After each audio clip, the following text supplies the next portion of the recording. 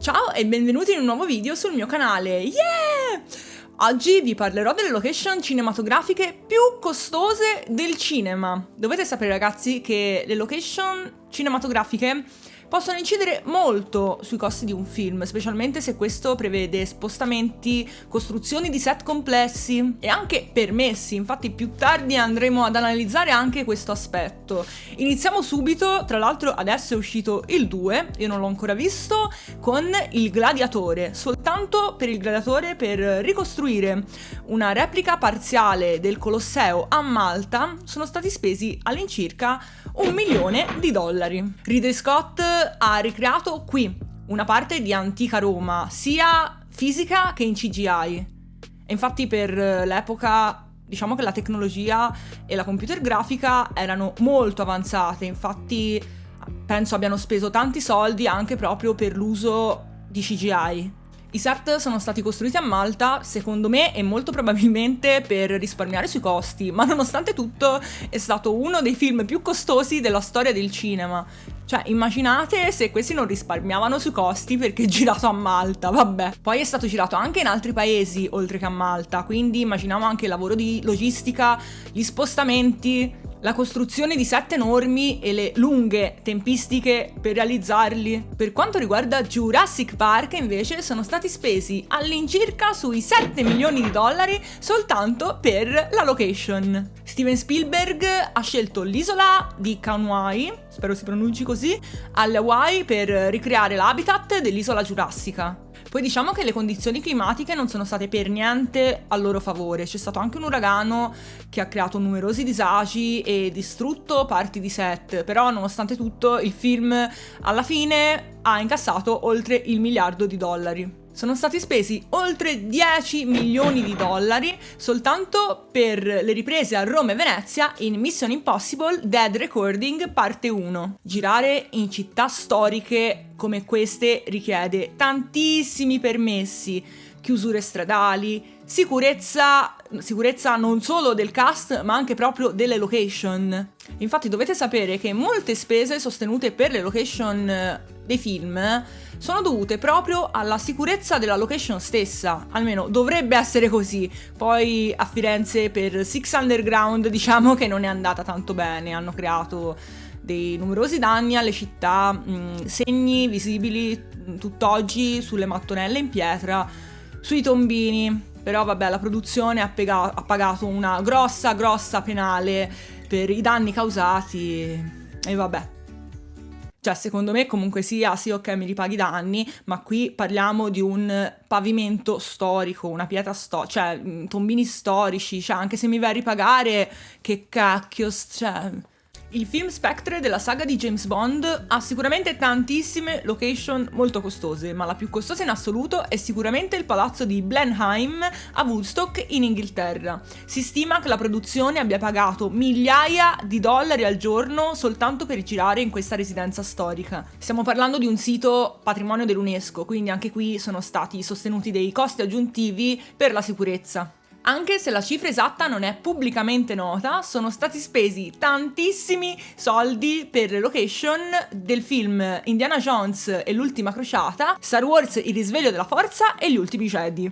Ma cosa comporta girare in un sito patrimonio dell'UNESCO? Bene ragazzi, fra pochino a fine video approfondiremo un po' questo discorso. Altro film con un budget allucinante costato all'incirca in totale sui $379 milioni, di cui gran parte spesi per le location, e infatti questo l'ha reso uno dei film più costosi mai realizzati, è I Pirati dei Caraibi Oltre i confini del mare. Ok, i costi elevati per pagare le star, ma si stima che abbiano speso soltanto per le location sui $25 milioni, un po' per le tante location tropicali, un po' per i grandi set molto elaborati, tante riprese in mare aperto, notoriamente difficili e complesse da realizzare, poi mettiamoci anche le navi, i galleggianti e una tecnologia molto avanzata per stabilizzare le piattaforme. Per quanto riguarda invece Spider-Man 3, soltanto per la scena del combattimento finale contro Sandman e Venom sono stati spesi all'incirca $54 milioni. Il film è stato girato a New York e anche qui ovviamente servono un sacco di permessi, cioè immaginate i disagi nel chiudere tutte le strade. Ricordate il film Waterworld? Ecco, soltanto per le location di questo film si stima abbiano speso sui 22 milioni di dollari. Anche qui, come nel film I Pirati dei Caraibi, abbiamo numerose riprese in mare aperto, in più i set sono stati costruiti da zero su queste piattaforme galleggianti. E anche qui, come però in Jurassic Park, il clima gli è stato letteralmente ostile. Una tempesta ha distrutto quasi tutto il set e quindi hanno dovuto ricostruire di nuovo tutto, non da zero, ma quasi. Siamo all'ultimo film della lista. Il Titanic, ragazzi. Il Titanic è uno dei film più costosi mai realizzati insieme ai Pirati dei Caraibi oltre i confini del mare, qui con un budget di 200 milioni di dollari, con una buona parte investita in set e location. Su internet ho letto ovunque che dicono sia stata creata una replica a grandezza naturale del Titanic, ma vi garantisco che non è così. Ho analizzato a modo i video backstage, tutto quanto, e non era assolutamente così grande. Era grande, era un set enorme, la nave era molto molto grande, ma non era assolutamente a grandezza naturale. Hanno posizionato questa replica in un'enorme piscina che dai video backstage ho visto essere posizionata vicino al mare. In più dicono siano stati utilizzati migliaia di litri di acqua per le scene finali e per far sì che il set venisse allagato continuamente. Ho cercato un po' di capire come funzionava questa piscina, più che altro per capire anche se i grandi costi erano dovuti non solo da ovviamente la ricostruzione del Titanic, ma anche dai costi elevati dell'acqua, perché sono stati utilizzati migliaia e migliaia di litri di acqua, anche un po' per uno spreco, ecco. Allora, io non me ne intendo molto di piscine, però conosco chi se ne intende e vi faccio sentire i suoi vocali così possiamo un po' capire meglio come funzionasse. Allora, dunque, dalla foto che mi hai mandato è molto vicino al mare, quindi scarica direttamente l'acqua dal mare e la prende anche dal mare. Saranno, non lo so, a detta mia qua ci saranno almeno 6 pompe, 3 di carico, 3 di scarico, che caricano e scaricano l'acqua dal mare.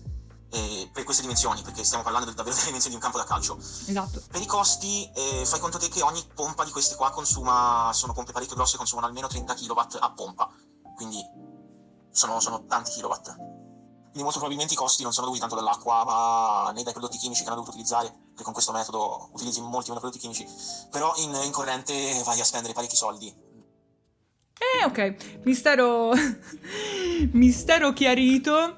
Infatti dai video backstage che ho visto io sembra proprio che sia accanto al mare. Infatti vi lascio qualche screen. Se sono stati furbi hanno preso l'acqua direttamente dal mare, altrimenti uno spreco allucinante. Quindi sì, suppongo che tanti costi siano dovuti, come ha detto il mio amico, all'elettricità, oltre che ovviamente alla costruzione dei set e così via. Quindi facciamo un recap. Costi di affitto a parte, perché alcune location sono così costose e cosa comporta filmare in un sito patrimonio dell'UNESCO? Girare in luoghi iconici e storici può richiedere permessi molto molto costosi, lunghe tempistiche e tanti costi anche per la sicurezza, per preservare i beni architettonici e, come abbiamo sentito nel caso del Titanic, anche costi di elettricità. Parliamo dell'UNESCO. Girare in siti patrimoni dell'UNESCO può richiedere, a parte i costi molto elevati, ma anche delle lunghe tempistiche, tanti permessi che richiedono delle lunghe tempistiche. Ci sono lunghe procedure burocratiche, costi anche amministrativi. È molto costoso e impegnativo, però diciamolo,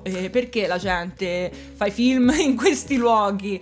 Perché ragazzi, girare il film in un sito patrimonio dell'UNESCO è un'opportunità che comunque può dare prestigio a un film, rende il film decisamente più accattivante e può anche sensibilizzare le persone sulla preservazione dei beni architettonici e di queste meraviglie. Io spero tanto il video vi sia piaciuto e ci vediamo venerdì prossimo con un nuovo video. Ciao!